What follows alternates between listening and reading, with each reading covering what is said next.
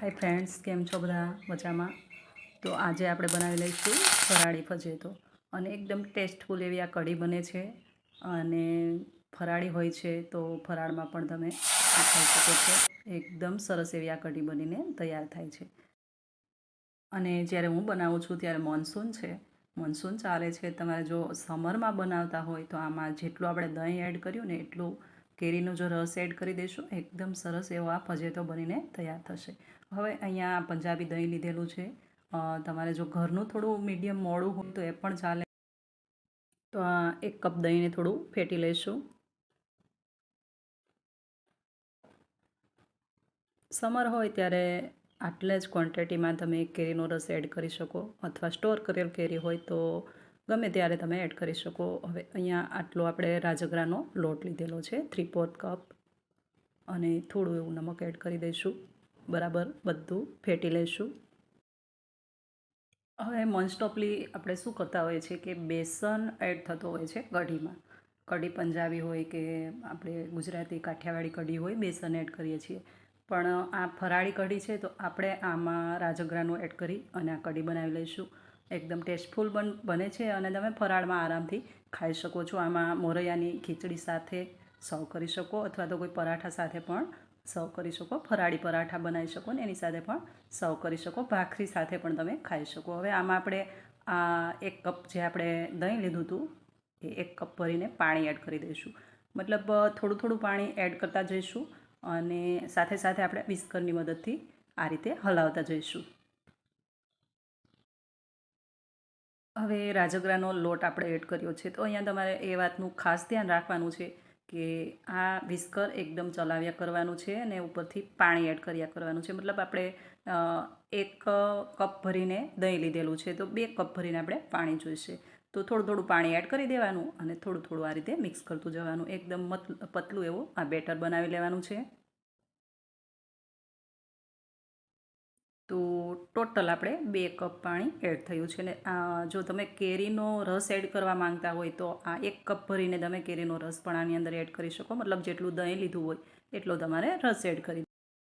મતલબ આ રેસીપી છે ને ફજેતો એકદમ ઓલ્ડ છે, જૂની રેસીપી છે. થોડું એવું અહીં આપણે તેલ ગરમ કરી દઈશું. 1 ચમચો તેલ મૂક્યું છે. સૂકું લાલ મરચું 1 ફૂલ, થોડું એવું જીરું, થોડી રાઈ એડ કરી દઈશું અને આદું અને મરચીની આપણે પેસ્ટ કરી લઈશું. એ પણ 1 ચમચી અડધી ચમચી એડ કરી દઈશું અને ઉપરથી આ કઢી પત્તા બધું બરાબર આને સાતળી લઈશું.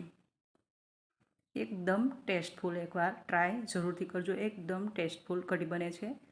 અને હા, જો તમે અહીંયા બેસન એડ કરીને આ રીતે બનાવવા માંગતા હોય દહીંમાં તો એ રીતે પણ બનાવી શકો, પણ આપણે આ ફરાળી કઢી બનાવીએ છીએ. હવે જો આ સૂકા મસાલા બરાબર સતળાય એટલે આપણે એડ કરી દઈશું સિંગદાણા. તો સિંગદાણાને આપણે મિક્સર જારની અંદર આ રીતે ગ્રાઇન્ડરમાં કાઢી લઈશું અને કાચા જ સિંગદાણા અહીંયા મેં એડ કર્યા છે. તો એને થોડી વાર માટે આપણે શેકી લઈશું. તો 2 મિનિટ જેવું આ રીતે શેકતા રહેવાનું છે અને ત્યાર પછી આપણે કઢીનો વઘાર કરીશું. એકદમ સરસ કહેવાય ને કે સ્વામિનારાયણ કઢી, એકદમ જૈન કઢી હોય આ એ જ રીતની કઢી બની, મતલબ ટેસ્ટ તમને એવો જ આવે છે. એકવાર ટ્રાય જરૂરથી કરવા જેવી છે. હવે આ બધું બરાબર આ રીતે શેકાઈ જાય ને ત્યાર પછી આપણે કઢી વઘારી દઈશું. તો હવે કઢી વઘારવા માટે મસાલો એકદમ તૈયાર છે. હવે આપણે આ કઢીના જે બેટર છે એ આની અંદર વઘારી દઈશું.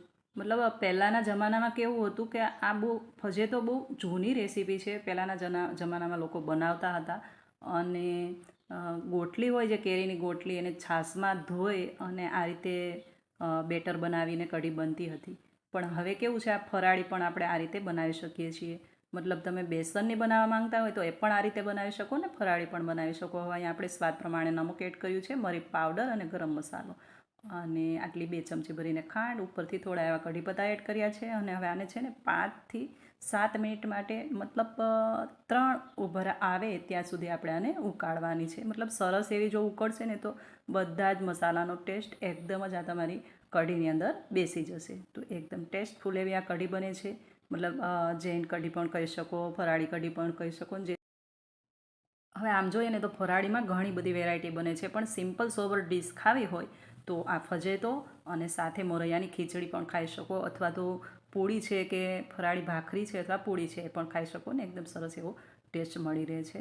તો એકવાર જરૂરથી ટ્રાય કરજો. હવે આને છે ને બરાબર આપણે ઉકાળી લેવાની છે, ને ઉકળે ત્યાર પછી આમાં આપણે ઉપરથી ગાર્નિશ કરી દઈશું લીલા ફ્રેશ ધાણાથી. તો આ રીતે તૈયાર થાય છે આ ફજેતો. તો ફરાળી ફજેતો બનાવવો એકદમ સિમ્પલ છે અને ફટાફટ બની જાય છે, મતલબ 7 થી 8 મિનિટમાં આ ફજેતો બનીને તૈયાર થાય છે.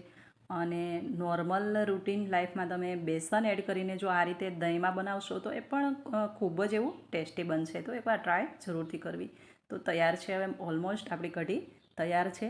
અને હવે આપણે ગાર્નિશ કરી દઈશું લીલા ફ્રેશ ધાણાથી.